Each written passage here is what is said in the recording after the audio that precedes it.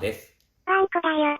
なんとこのケンジパーマキャンプ9月14日発売のキャンプライフさんに紹介されました。嬉しい。今回は焚き火道具特集ということで、目次をめくってみるとですね、私の好きな焚き火道具ということで、例えばキャブヘイさんだったりとか、すごい有名な YouTuber の方だったりとか、熟練のキャンパーさんたちが焚き火道具を紹介していたりするんですけども、その24ページ6番目に私ケンジパーマキャンプパーマご紹介いただきました。ありがとうございます。わあ、嬉しいな、この並びに自分の名前があるのって。こんな感じで1ページ丸々ケンジパーマキャンプの紹介をしていただいたりとか、僕が愛用している焚き火道具ですね、いろいろ紹介しております。この雑誌には特別付録がついていて、それがこの焚き火グリルプレートミニですね。付録を開けてみると、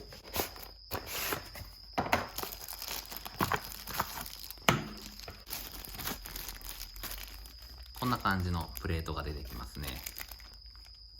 かっこいい。釘もついてますね。サイズはこんな感じの手のひらサイズで、100均のミニ鉄板とほぼ同じぐらいの大きさと重さですかね。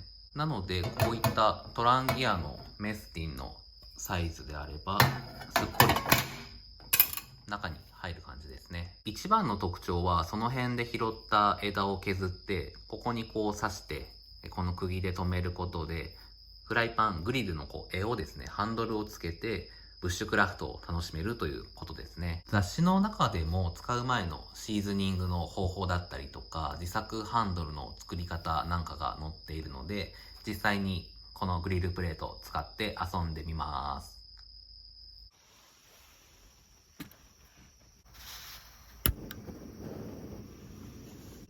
まずはシーズニングから。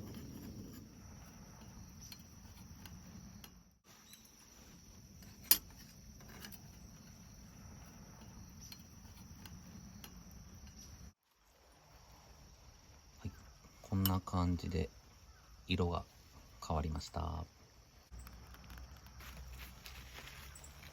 そしたら油を塗ってもう一回焼きます。で、煙が出てきたらくず野菜を炒めます。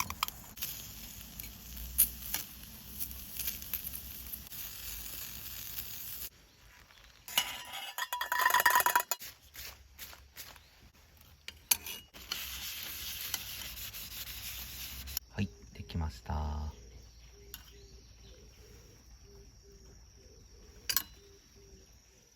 ちょっと合いそうな枝が近くになかったので、ポットハンガーの練習で使ってた枝を使います。ナイフは久しぶりにひごの紙のナイフ使います。ちょっとかまぼこ型で先細りしてる感じですね。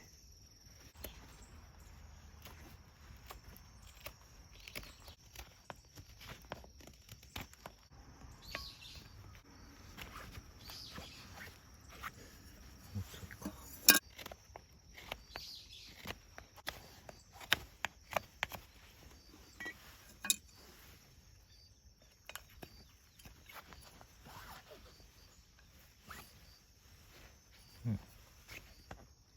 いいんじゃないでしょうか。とりあえずまあまあぴったりできましたね。振っても大丈夫そう。このままでも使えるんですが、こんな感じの釘がついてるんで、ハンマーがないんで斧で。